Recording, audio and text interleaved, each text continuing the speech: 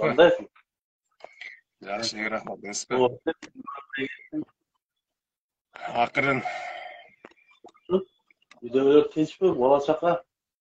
Тынч, акырын. Ушул азыр өлкөдөгү мамлекеттеги болуп жаткан бир саясий кырдаалдарды көрүп, өзүмдүн бир сунуш катары ушул азыркы бийликке бир сунуш катары айткым келди. 6 миллион калкы бар, 30 жылдык эгемендүүлүккө ээ болгон өлкө болгондон кийин азыркы бийликтин ээси бул эл экенин айтып коюуну жана азыркы бийлик эл үчүн бул мындай айтканда кул сыяктуу экенин унутуп койбогон таризде эскертип коюуну туура көрдүм.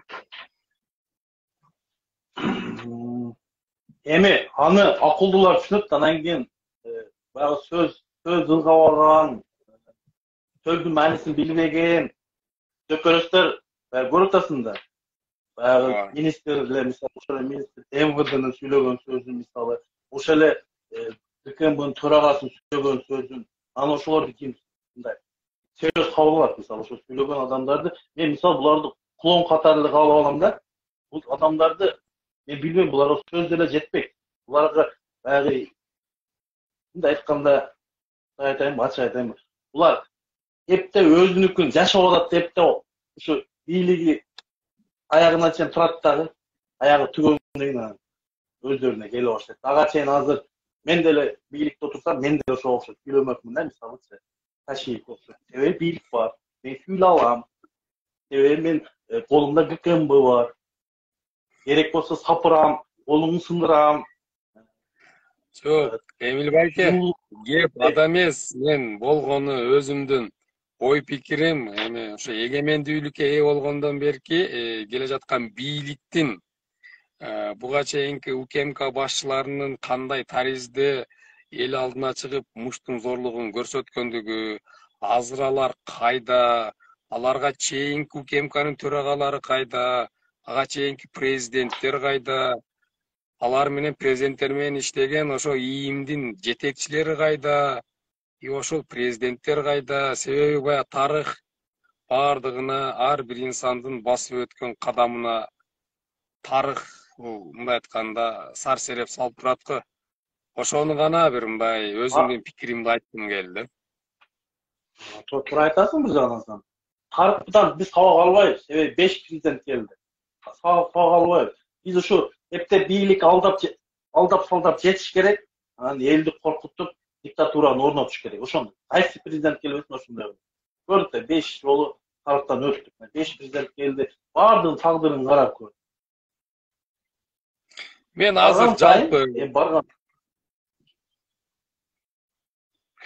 мен жалпы журтка бир мындай сунуш катары да, ар инсандын акылы өз ордунда, ар инсан өзүнүн ой жүгүртүүсү өзүнүн деңгээлине жараша. Бирок мен азыркы мекендештерге, жалпы кыргыз журтуна кайрыларым да. Азыркы бийликке ишенген, ошого ишеним арткан мекендештердин эртеңки 5 жылдан кийинки жана 10 жылдан кийинки жашоосу кандай болот деген бир суроону бергим келет жана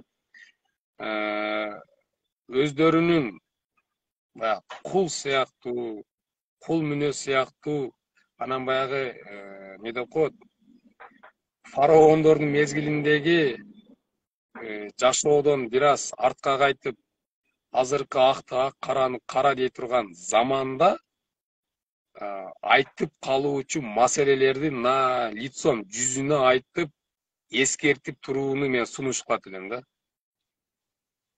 Эми көрүп атасыңдар, бетине мына мыйзамды бузган үчүн казино боюнча каршы чыккандарды, жетимтоо боюнча каршы чыккандар баардыгын камап атат. Киминчи азыр мен Кыргызстанда көрө элекмин. Жапа ошол Ташиевдин кечээ сүйлөгөн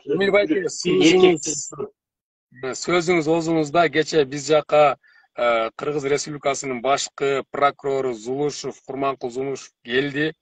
Анын жолугушуусуна бардым. Ошондо ушул Кыргызстандагы дүйнө жүзүндөгү жалпы эле жер шарындагы 2-нчи орунда турган бул темир кенине бай жетим тоо. Ошол тоо боюнча суроо бердим жана ошол тоону биринчи көкүрөк тосуп элди ошол тоону сактап калууга жалпы жумурлай журтту жанагы колдоп калууга чакырган Тилекмат Куренов боюнча угушта суроо берсем, мага мындай айтканда бир канааттандырарлуу бир жооп бере алган жок. Суроо мындай болгон. Миллион миллиардтарды жеген, мамлекетке сазга батырып кеткен саясатчылар, чиновниктер 3 саат СИЗОдо отуруп, 3 күн СИЗОдо отуруп, мындай айтканда, мисал менен айтканда, мал урдап туруп, тооктун жумурткасы менен кутулуп кеткен чиновниктерге үй камагына чыгарып, анан дедим, эли үчүн, журту үчүн күйгөн, ошол жетим тоо касылбасын деген, экология бузулбасын деген Тилекмат Куреновду Карагаттай болгон үйүндөгү балдарын көрүп калуу үчүн үй камагына чыгарбайсыңар деген суроо берсе, мага баягы трактор жер айдагандагы өңгүл-дөңгүл болуп калат. Ошол сыяктуу бир жооп берди, бирок суроосу мен берген суроого канааттандырган жок. Анан экинчи суроо, бул ошол могу биз жашап аткан Ала Абукка чаткал территориясындагы экологиялык абалды ошол боюнча суроо берсем, дагы эле ошол баягы трактор жер казып кеткенден кийинки көрүнүшдөй жооп алдым да. Эми мен айтарым, бул жалпы кыргыз журтуна алакандай эле саналуу эле калкыбыз бар. Ошол инсандар өзүнүн ой пикирин, өзүнүн мамлекетке болгон бир сүйүүсүн ачык айкын айтса деген бир сунуштарды айткым келип отурган азырчы. Өзүңүздө кандай бир Убакыт көрсөтөт, булардын оңдорунан революция түшпөй калыптыр го. Кечээ министр МВДде революция болду.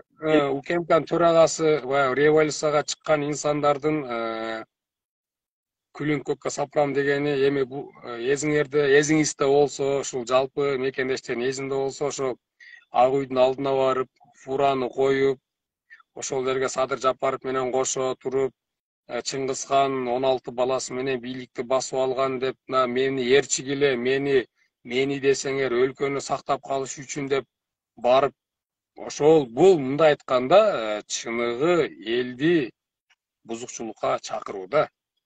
Азыр мисалы эч кимдин революция кыла турган ою дагы жок, пикири дагы жок. Бирок ошол УКМКнын төрагасына бир сунуш катары, ошол силер ээлеп отурган кресло, силер ээлеп отурган имарат, жалпы эле мына бийлик төөлдөр, ак сөөктөр отурган жанагы анын ээси мынакей биз, эл калдаган кыргыз журту. Аны ушулар унутуп койбосо экен деген таризде мен бир сунуш катары айткым келди эле.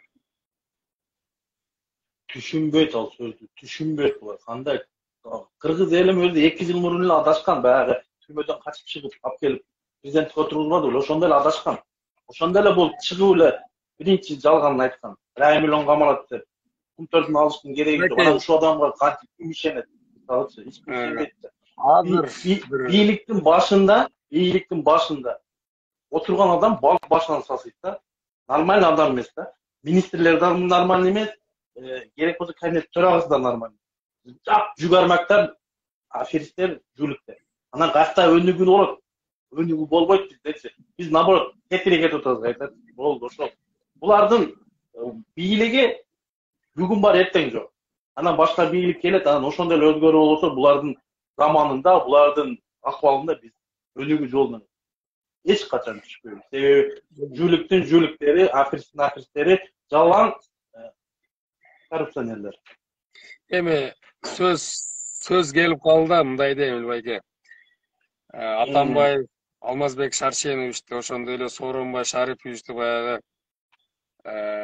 жок кылган, жарга апарып такаган, мындай айтканда баягы келмесиз союлган торпоктой болгон азыркы бийликтин тушунда да бар да. Ушуну азыркы бийлик ушул жарандар аркылуу же болбосо ошол активисттер аркылуу кичине бир аң сезим жүргүзүп, ошону бир баамдап алса жакшы болот. Себеби эки бийликтин башын жеген бийлик төөлдөрү, ак сөөктөрү азыркы бийликтин деле айланасында баягы жөргөмүштүн желесиндей болуп жабышып атпайбы?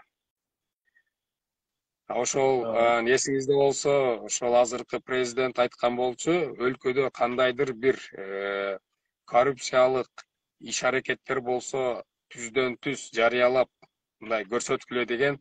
Ошол коррупциялык системаны ийне жибине чейин анан топ жүзүн барып кадап койгон журналисттерди, активисттерди, жарандык активисттерди колун кайрып, бутун мертилтип, башын чөгөлөтүп алып барып камап койгон бул азыркы бийликтин шайлоого бийликке келген чейинки сүйлөгөн сөзү өз өлкөсүнө чыккынчылыкпы же алдамчылыкпы? Бул чыккынчылык болуп эсептелет. Булар өз бийлигин сактайм деп жалаң жөнөкөй карапайым элдин балдарын камап, Тилекматовго окшогон, кечеги Балтабай Адилетке окшогондорду камап туруп, оозун жаап туруп, анан жетим тоон иштетип, казинону ачып, казиного каршы чыкты камап койду, жөн эле казино. Анан баягы кылмышкер, өтө опасный кылмышкерлер, мындай өзгөчө кылмышкерлер. Ширшовго окшогон, коррупционер Райымга окшогондор үйүндө эле жүрүп. Анан карапайым нем бар. Карапайым элдин баласы экен, камап коюп, жөндөн эле 1 жылга жакын Тилекматов отурат. Ал балада күнөө жок, мисалы. Адилетте эмне күнөө бар? Ада деле күнөө жок. Ал өз позициясын ошо Конституцияда жазылган өз укугун колдоп чыкты. Ошол казиного каршымын деп. Бирок анын жанында жүргөн кечеги жарандык укугун. Жанында жүргөн Тукуров беле ким эле азыр антимонополияга зам болуп калды. Жанында жүргөн адам бийликке кетти. Ошондой болуп калды. Фактаны жакшы койсоң, бийликке барасың, чындыкты айтып туруп, элдин талабын таласаң, түрмөгө барасың да. 2 жыл болуп калды. Фактаны жакшы коюшту үйрөнгүлө, одан көрсү. Фактаны жакшы коюп, баягы унитаз барго, ошо туалеттин бумаганын ордунда ошо фактаны жакшы коюп туруп, жалаган жакшы үйрөнүп алса эле болду Кыргызстан. Бора берет.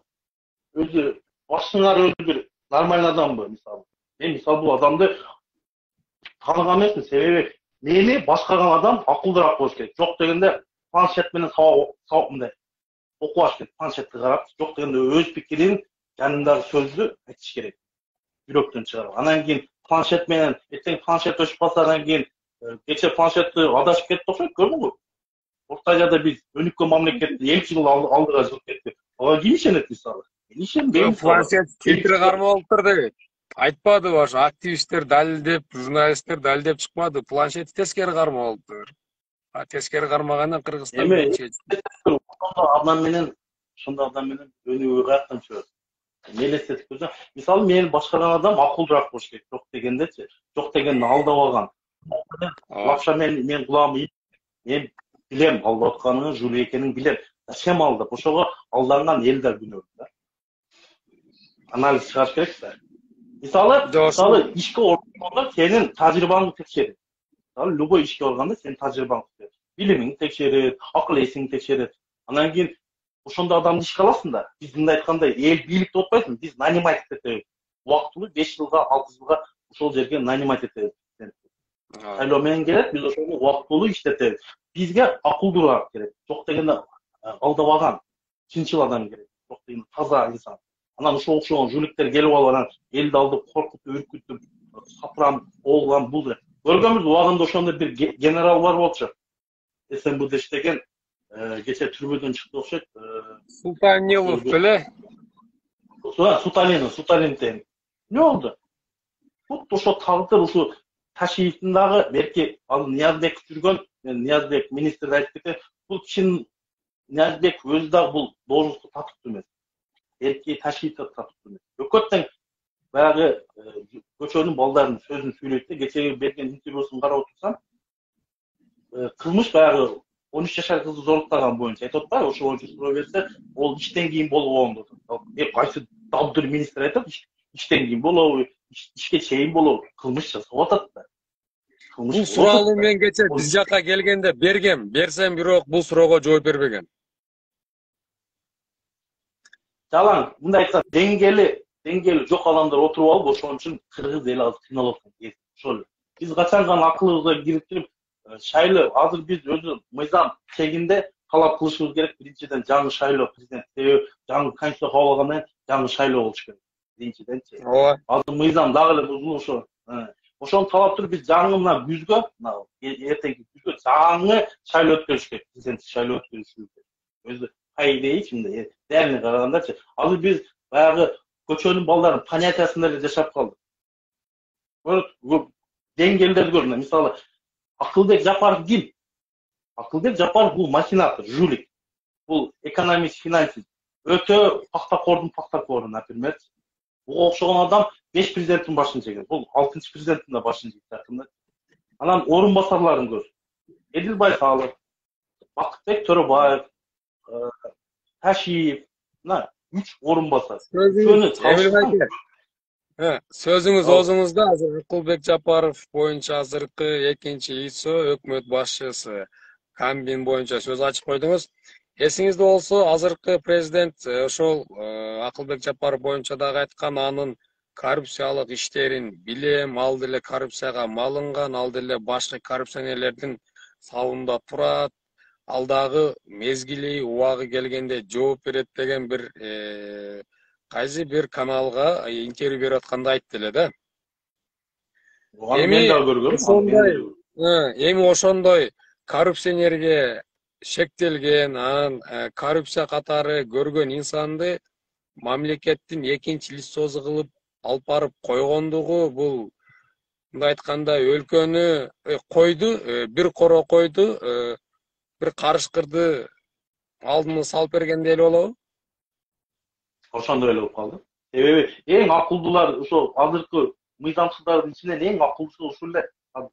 Акылбек Жапаров жулик, махинатор, экономист, финансист, пахта койгондон биринчи чемпиону, мисалы, ошо жалагыч жактан да биринчиден. Мен айтып атпайм, 5 президенттин башын жеген, азыркы президент эле башын жейт. Любой президенттин буйругуна кирип кетет да, мисалы. Бул мисалы Эмил байке, мен жалпы ушу кыргыз журтуна, жалпы мекендештерге бир кайрыларым да. Өзүңүздөрдүн жашап жаткан айыл, аймагыңыздарда көйгөйлүү маселелер болсо, кандайдыр бир саясий маселелер болсо, кандайдыр бир бийлик тарабынан же болбосо бир кандайдыр инсандар тарабынан бир кысымдар болсо, мына кечеги Оштогу, Ордолу Ош шаарындагы больницалардагы коррупциянын бетин ачып койгон журналистти азыр бийлик эл душманы кылып чыгарып атат да. Ошондойлор көрүнүштөр болсо, мындай ачыктан ачык чыгарууну мен сунуштулат элем. Себеби эл өзүнүн эртеңки келечеги үчүн күйбөсө, азыркы бийлик дебейм, негизи бийликте отургандар элдин келечеги үчүн күйбөйт. Эл өзү күймөйүнчө бийлик төбөлдөрү күйбөйт. Азыр ошо адилеттүүлүктү талашып чыкканда, чындыкты айтып чыкканда түрмөдө отурат да. Азыр учурда көбүчө адилеттүүлүктү талап кылып, анан кийин эртең ким чыгат десең, отуруп түрмөгө бирөө барып отургусу келбейт да. Ошого жалпы Эмил байке, эфирди аяктайлы. Жалпы кыргыз журтуна, жалпы ошол мекендештерге, үй бүлөсүнө, өздөрүнө бекем ден соолук, тынчтык, амандык болсун. Өлкөбүздө дайым токчулук, аманчылык болсун. Ар бир инсан өзүнүн ой пикирин жеке айтууга укуктуу, ошондуктан ар бир жаран өлкөсүнүн келечегин, эртеңки жашоосун ойлоо үчүн бул өзүнүн ой пикирин акты ак, караны кара айтууга мен сунуш берет элем. Ол сунушун кабыл алабы десең, биринчи коркуп калды да. Азыр сапырам, ол кылам, бул кылам, колун кыдырам. Ошентип аткандан кийин көбү, мисалы, булардын колу, ошо Ташиевдин колу ошол жерге жетти. Мага деле иш козгоду го. Мен алыста жүргөн адамга 330-статьяны коюп, улуттар ага кастык боюнча. Эде Роскада жүрүп, кече жакында Роскадан снимать этип, канча деген мына, мен деле түшөккө салып койду го. Мен болгондой эле айтып койгом да, мисалы, ошол эле нерседе. Чындыкты айтып койгон үчүн булардын колу ошол кече Москвага чейин жетти. Эми Эмил байке, ар бир инсан өзүнүн 18-ге толгондон кийинки мамлекетте эгемендүү, жарандык паспортун, мындай айтканда күбөлүктү алгандан кийин ар бир инсан коомчулукка өзүнүн пикирин толугу менен мыйзамга каршы келбеген деңгээлде түшүндүрүүгө акылуу да.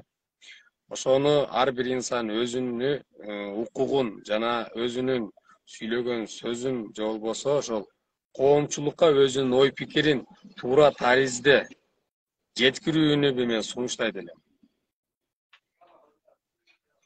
Эми туура айтасың. Чынында азыр бизде баягы жулиги деле, мошенниги деле такуу адам менен бир ступенькада отуруп калды да, азыр бир жерде отуруп калды. Ылгабай калдык адамдарды. Бул африст экен, жули экен деп айтсаң, таза такуу адамдар келип туруп, наоборот, таза такуу адамдар азыр бизде жертва болуп калды. Азыр чындыкты айтып койсо, ошону басат. Эл душманы. Ошондой болуп калды. Биздин коом өзгөрүү болуп атат да, коомдон башташ керек. Ошондой акты ак деп, караны кара деп, адал менен арамды айырмалап, жок дегенде ошол президенттикке барган адамдын тарыхын билип койгула. Шайлап атканда имдап келип отургузуп атасыңар. Ошол 2020-жылы именно ошол сыртта жүргөн жарандар бар болчу, такуу адамдар. Именно ошо түрмөдөн алып чыгып отургузуш керек беле деген суроо жаралат да. Мисалычы, мына сыртта жүргөн таза инсандар, катык инсандар жок беле ошол президент. Именно ошо түрмөдөн алып чыгып коюш керек беле. Ошол менен суроо жаралат. Ошол эле. Көрүп атабыз да, жүзүрүн көрүп атабыз. Халктын кадамында 5-октябрдан биягы мыйзам. Жаңы бийлик келсе, 5-октябрдан биягы мыйзамсыз жокко чыгат баардыгы. Азыр калган генералдар, мисалы ошол эле генерал лейтенант алган министрлер баардыгы жокко чыгат. Булар татыксыз генерал деген аткачы. Айтып коеюн, булар генерал эмес. Бир жалпы мамлекеттин ичиндеги жана чет өлкөдөгү жашап аткан 18 жашка толуп ошол баягы эгемендүүлүктү алгандан бери жашап аткан инсандарга баарына бир суроо салгым келип атат да. Могу эсиңизде болсо, кечеги Баткендеги акыркы бир кырдаалдуу, бир каргашалуу окуя болду да. 47 жараныбыз каза болду. Бирок азыркы бийлик төбөлдөрүнүн башкы төрагасы, эсиңизде болсо, мен ар бир кыргыз журтунун, ар бир кыргыз жаранынын өмүрүнө жана анын коопсуздугуна башым менен жооп берем деген эле да. Бирок мынакей уже 1 жылдан өтүп атат, бир дагы инсан жоопкерчиликке тартылган жок да. Ага кандай көз караштасыз? Жана мен жалпы мекендештерге суроо берем, бизди көрүп жаткан жана ушу көргөн инсандарга, эмне үчүн ошол жоопкерчиликти алган инсандар жоопкерчиликке тартылбайт? Себеби бул өзүнүн оозунан чыккан сөз. Негизи эжелтен бир кеп бар. Эркектин дейт, эрдин оозунан чыккан сөзгө жооп бере албаса, өзү өлгөн абзел дейт го. Ошо сыяктуу да, ошол 47 жараныбыздын каза болгондугуна кайсыл бийлик жооп берет? Өзүңүздүн ой пикириңиз. Мен өзүм пикирим мурда эле айтып келген бул боюнча ошол Баткендеги болгон окуя боюнча Садыр Жапаров менен Тайшиевдин чоң күнөөсү бар. Биринчиден, алар өздөрү ошол жерге учение өткөзүп, эки Тайшиев айтпады эле, биз Варухту бир жерге алмаштырабыз, Сүлүктүн бир жерин алмаштырабыз деп коюп, өздөрү провокация кылып жүргөн. Ал жерде согуш чыкпайт болчу. Бул дөкөрастар мындай айтканда карап туруп ошол жерде тутандырып жүрүштү да. Буларга эскерткен 2 ай мурун, ошо апрель 29 болду эле, апрелде. Ошого чейин буларга 2 ай мурун эскерткен, койгула. Башка каналдар менен эскерткен. Журналисттер чыгып жазган, аналитиктер жазган. Ошентип атып, ошол окуя болгондон кийин досу баласына кеткен болот, футболист баласына Испанияга. Мадрид бир жагына кетсе, бул досу биякта болот, Бишкекте. Ал согуш чыгып кеткенден кийин досу келгиче ошол сен айткан кыз-жетим жараныбыз бейгүнөө өлүп кетип атат. Ал боюнча азыркы бийлик жооп берет. Бирок азыр эмес, себеби булар бири-бирин соттолбойт да, кантип соттосуң бири-биринчи. Ошон үчүн азыр биз бул боюнча ошол баягы şu Aksu okuyası, bizde bolgun okular doktor. Ошо боюнча качан гана таза ийгилик келип, чыныгы патриот жигиттер келгенден кийин, жаш жигиттер ошондо козгоп туруп, ошол маалда ушуларды териштирип, күнөөлүк боюна ийилип, токтоп, ошондо гана чечилет. Ага чейин бизде жалаң эле эртең менен бир сүйлөгөн, түштөн кийин бир сүйлөгөн азаматтар болуп анан кийин. Бирөөсү айтып атат, коррупция менен күрөшүп, мындай жакшына күрөшө албайт деп айтып атат. Бирөөсү айтып атат, бир орун басары, биз коррупцияны жеңип атабыз деп. Кайсы кимисине ишенесиң? Аттуу бирөөсү айтты го. Бир суроода Эмил байке, кече баарыңызга, бар жалпы кыргыз журтуна белгилүү болгон баягы Кирим Төбөл ким эле? Жаңго. Жаңго, ошол УКМКнын өзүнүн официалдык баракчасында жана ИИМдин өзүнүн, Ички иштер министрлигинин өзүнүн официалдык баракчасына жана жарыялаган социалдык тармактарга жана ошол күнкү телевидение, мамлекеттик телеканалдардан көрсөттү да. Ушундай Кирим Төбөл ошону УКМКнын сотрудниктери менен Альфа группасы менен атышуулар болуп атат деген билдирүүнү тараткан. Интернетке Чыңгыз беле ошону. Ошону, бирок ал киши ушунчалык намустуу, эриктүү экен, эч нерседен корккон жок да. Кайра өз УКМКга келип атат да. Ошондо булар сериал тартыбы или мультфильм тартыбы? Булардын саясатчы баягындай болуп калды да. Дешевый саясат болуп калды, айтайын, ачык айтайын. Сценарийларын деле өздөрү жазды, комедиясы дагы, пиары деле ушу баардыгы кошулуп. Эми мен бир нерсеге таң калам, ушуга ишенген биздин кыргыз элге мындай аманчылык эле тилеп кетем да. Ошол эле менимче. Эрте ушул бийлик кеткенден кийин эми кетет да. Бир күн болсо бир күн кетет. Бүгүн болсо бүгүн кетет, эртең болсо бир күн кетет. Өмүр бою эч ким бийликте отурган эмес. Анан эртең көрөлү ошол азаматтар кеттен кимин тилин жулам деп айтат экен, кимин сапырам деп айтат экен, ошол малдан кийин ошондо сүйлөшөт. Ага чейин мен деле айтып берем. Сапырам, себеби колдо бийлик бар. Билебиз да бул азаматты Атамбаевга кат жазып, кичик больницага учетко туруп, түрмөдөн чыккан баягы бийликте басылган. 2012-жылы. Эсиңерде барбы? Сен айтып жатпайсың да, кашаны аттап шымын жыккан күндөрү. Дагы бир суроода Эмил байке, бир сиздин ой пикириңизди билгим келди да, себеби жалпы мекендештер да көрүп атат, мүмкүн болсо алар да өзүнүн ой пикирин комментарийга жазса керек. Мен үчүн бир кызыктуу болгон, кечегинде Ден соолук сактоо министрлиги, ошондой эле башкы прокуратуранын иштен алынышы, кайра өз ордуна коюлушу, Ден соолук сактоо министринин жардамчысы кандайдыр бир суммада пара менен кармалып, коррупциялык шектелип, өзү дагы шектелип, кайра өз ордуна коюлгандыгы бул Кыргызстандагы жашап жаткан элдерди, мындай айтканда, пластилинден жасап алам деген ой пикир жаратпайбы? Жаратат. Себеби булар эми азыр бийликке келгенде эсиңерде барбы? Мисалы, атасы өлдү, баласы өлдү, эми буну президент кылбасак болбойт деп президент кылышты да. Баягы эми көп эл ошентип президент кылды да. Бунучу атасы өлдү, баласы өлдү, апасы өлдү. Анан бул дагы мен ошо апамдын арбактары уруп кетсин 2 жылдан кийин, мына октябрда 2 жыл болот. 2 жылдан кийин отчет берет. Элге чыгып, башкатка чыгып, моюнун коюп берет. Себеби убада берген убадаларын аткардыбы, аткарбадыбы. Анан кийин жомок менен багып келсе, элдер жадайт да, мисалы. Жылыш барбы? Жок. Жалаң эле тескери жолго кетип атабыз, анан ал министр боюнча. Айтып атпаймынбы? Балык башында ким отурат? Анан кийин жанындагы министрлер ким болот? Баягы досуң көрүп сени айтам да, кандай адам экенин, мисалы. Сени, мисалы, кандай адам экенин жанындагы досуң гана айтат. Досуң нормальный адам болсо, сен да нормальный адам болсуң. Анан өзүң ненормальный болсоң, анан досторуң да ненормальный болот. Угутасыңбы? Ошон үчүн дагы бир суроода Эмил байке. Кече ошол өкмөттүн жарым жылдыкпы, жылдык отчетунда кайсы бир журналист 1,5 миллиарддык коррупциялык иштерди баягы битумду жолго төшөлүүчү битумду 75 сомдон сатып алгандыгы тууралуу, а негизи дүйнөлүк рынокто 35 сом биздин валютага.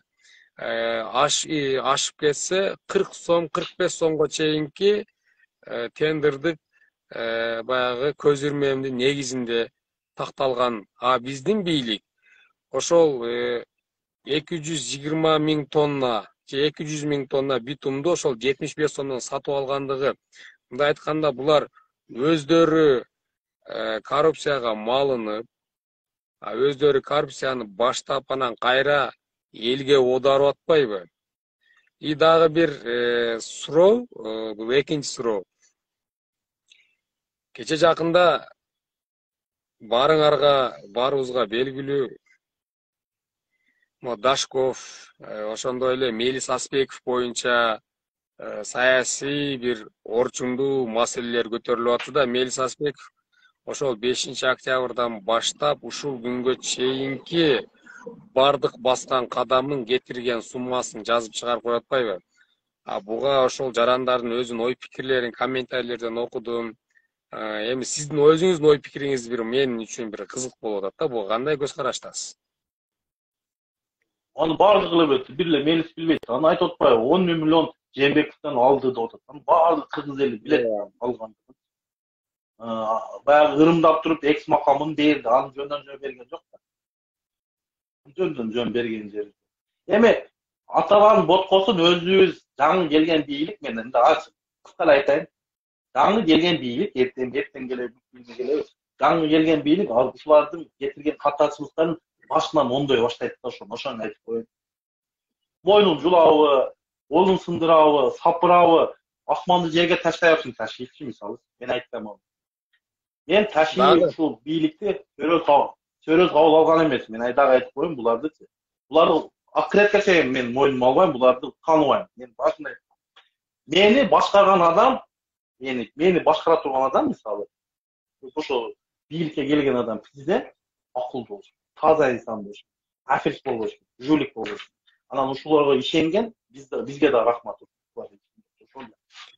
Дагы бир суроо, Эмил байке, акыркы могу биздин 7-акырылыштын депутаттары парламенттин каникулга чыгаардан саналуу күндөрдөн алдын кабыл алынган мыйзамдар, сунуштар, комитеттердин жыйындары, чечимдери бул ар бир кыргыз журтунун бир мындай жүрөгүнө бир кандай десем, бир 6 айлык 7 айлык ишинде бир ар бир шайлоочунун өзү колдоп жүгүрүп түнү күнү уктабаган мекендештердин бир жүрөгүнө бир кандайдыр бир ысык бир туйгу калтырды экен деген ой пикир.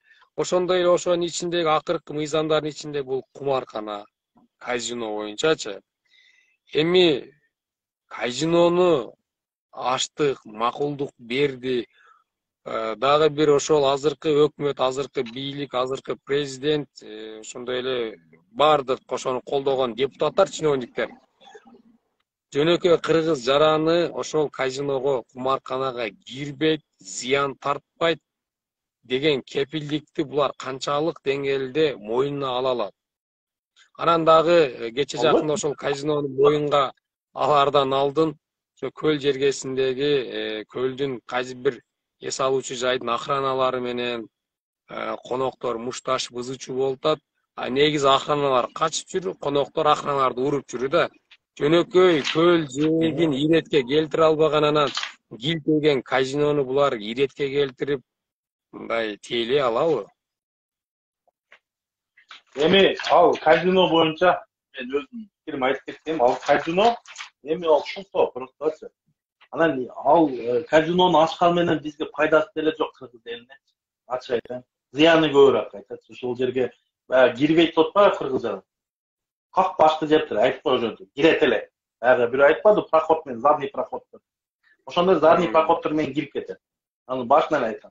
Анан дагы бул депутаттарга кыстырмада бул казинонун биздин өлкөдө ачылышы, эсиңизде болсо, азыркы президент коңшу мамлекет Тажикстан президенти менен улам тез ортодо адам өлүп атса дагы экөөнүн айырмасы жок болуп атат. Өлсө өлө берсин дегендей кылыпчы. ошол эки өлкөнүн ортосундагы келишимдердин ичинде бул баягы мыйзамда көрсөтүлбөгөн кандайдыр бир торговля, соода саттык, ошонун ичиндеги баягы наша өсүмдүктөрү боюнча кандайдыр бир ошо казиного тиешеси барбы? Мен оюмча негизи мен көп жерден интернет аркылуу көрдүм. Түркияда жана башка өлкөлөрдө современный, мындай айтканда баягы экономикасы өтө высший даражага жеткен өлкөлөрдө казинода только болгону наркотик менен бааланат экен да. А ошол нерсеге түрткү болбойбу азыркы казино биздеги? Болот, неге болбойт? Нерсе болот. Ал жерде баягы мыйзамсыз акчаларды адалдаштыруу болот. Ошону билесизби? Мисалы, аякта азыр ошол жерде мыйзамсыз келген акча, урдалып келген акчалар ошол жерден мыйзамдуу болуп адалдаштырылат. Көп нерсе казино аркылуучу. Ал болот. Адамдар көбү жабыркайт, себеби үй бүлөсүн таштап, үйүн сатып, машинасын сатып, ошол жерге казино ойногону барышат. Кумарканада. Анан кийин абаңга окшоп, түрмөдө мойнун кеспеди беле абаңга. Ошого окшогон мойнун кескендер көп. Ошондой. Эми ошол Эмил байке сөзүңүздө жан бар. Эми ошол казинону колдогон, казиного макулдук берген, казиногонун колдоого түрткү берген бийлик өкүлдөрүнө эки ооз жаман көрүнсөк дагы, бирок калк алдында айтып калуу сиз үчүн да, мен үчүн да парыз. Бул казино, кумаркана бул арам жана арам. Ошондуктан арамга малынбаган, арамды колдогон кийинки шайлоолордо, кийинки таңдоолордо арамга малынмаган инсандарды, жүрөгүндө ыйман, тилинде Куран, боюнда, дилинде, жүрөгүндө ислам дини болгон инсанды шайлап, колдоп, барктап алгылачы деген бир сунушумду айткым келип. Себеби ошол азыркы бийликти дагы, азыркы ошол казинону колдогон айрым чиновниктердин дагы шайлоочулары, колдоочулары дагы мындай айтканда тил кызык болуп атат. Эл алдына чыгып бака-шака сүйлөй албай атат. Аларды деле түшүнүш керек, алар деле биздин да бир тууган мекендештерибиз да. Ошол инсандарга мындай айтканда сунуш, кайрылуу иретинде ошол инсандар кийинки өлкөнүн келечегин таңдоо мезгилинде адашпоого чакырат элем да. Адашат. Бизде баягы калп айткан адамды сүйөт го. Бизде адаша берет. Калп сүйлөсө ишене берет. Бизде эми адаша берет. Себеби бизде баягы ширин сөздү жакшы көрөт. Жомокторду айтса жакшы көрөт. Ошондой болуп калдык да. Калптарды айтканды аябай жакшы көрөбүз бизде. Калпты айтса ишенип, мына алтын аягыбызга чейин алтын болот экен деп атып, түнтөр да өлдү, банкрот болду. Эми казино ачсак дагы алтын аягыбыз дагы алтын болот деле, ага да ишендик. Анан болуп атпайбы? Анан ошо азамат айтып атпайбы? Эми ошо ишендирип аткандан кийин эл ишенип аткат да. Эл ишенбесе чыгат болчу да. Эл ишенбесе мошенник мына 2 жыл болуп калды. Мына кайсы убадан аткарылды. Мисалы, отчет алсак болот да, кайсы айтылган убада сатып. Октябрда мен лично, 6-октябрда мен лично чыгам. Калап кылыпчы. Ошол өзү айткан убадасын аткарабы экен, аткарбайбы экен. Себеби берген убадаларынын канча проценти аткарылды, канчасы аткарылбады. Анан элге берген убадасынын кайсылары аткарылбаган үчүн элдин алдына чыгып мойнун коюп берем дейт. Ошону мен талап кылып чыгам. Лично ошол адамдар. Сөзүңүздө жан бар. Негизи ар бир күн, ар бир мүнөт бул мекенибиз, өлкөбүз үчүн бир жаңыланууга ээ болуш керек. Бирок биздики айрым бир инсандардын көз карашы боюнча биз асман шаарында жашап атабыз. Ошо сиз айткан баягы иттин аягы алтындан, күмүштөн болгон жашоодо жашап атабыз. 3D или 5D жашоодо. Бирок чын-чынына келгенде азыркы бийликтин сүйлөгөн сөзү, же болбосо аткаруу бийлиги, башкаруу бийлигинин сүйлөгөн сөзү, жасаган иши 69 болуп атат да, туда-судачы, нары бери. Эми чын баягы экөөбүз да ошол жамандыкты, арамдыкты көрө туруп, экөөбүз дагы кол кабыш кылып, ошол бизди көрүп аткан мекендештер дагы кол кабыш кылып отурганы бул кийинки жер алдындагы жашообузга да таасир этет. Ошондуктан бир жамандыкты көргөндөн айтаткы, оозуң менен айтып көр, болбосо колуң менен токтот. Анда да болбосо дейт, просто жүрөгүңөн, дилиңен жек көрүп кой дейт.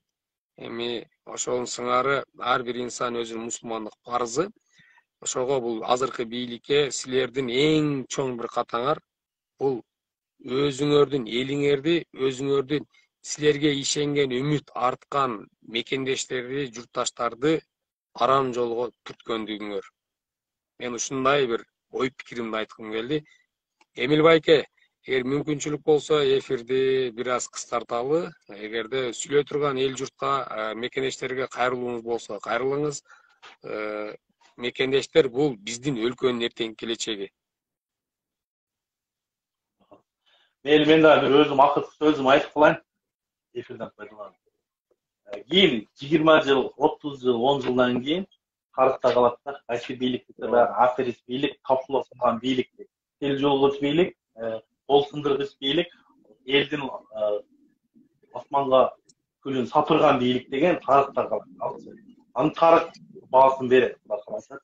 Эми ошого азыркы булар деле аракет кылып аткандар, бирок аракет кылганда аракет кылыш үчүн таза инсандар керек. Анан жүлүктөрдү алып келип алсаң, каякта аракет кылып. Аракет кылган учурда деле баягы кекиртекти тыйып алсак, кызыл кекиртекти тыйып алсак көп нерсе кылып секиртет. Ошентип азыр эл кыйнала берет. Эл качан гана таза инсанды алып келип бийликке койгондон кийин гана уурулук, коррупция ошонун баардыгы аста-аста жогорот.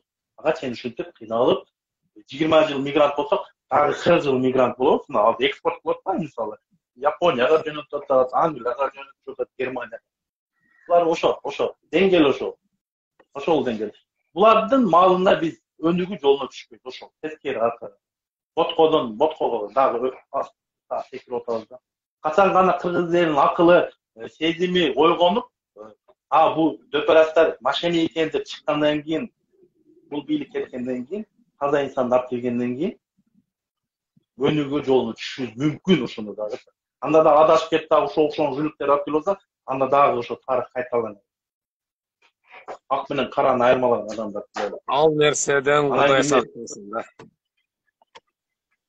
Эми Кудай сактасын деп эле алып түрмөдөн отурган адамды алып чыктыңар. Кудай сактасын деп ошо 6 миллион элиңер алып чыгып алып бул жерде. Түрмөдө отурган адам. Бир анын тарыхын деле окуган жок, историясын деле эч ким окуган жок.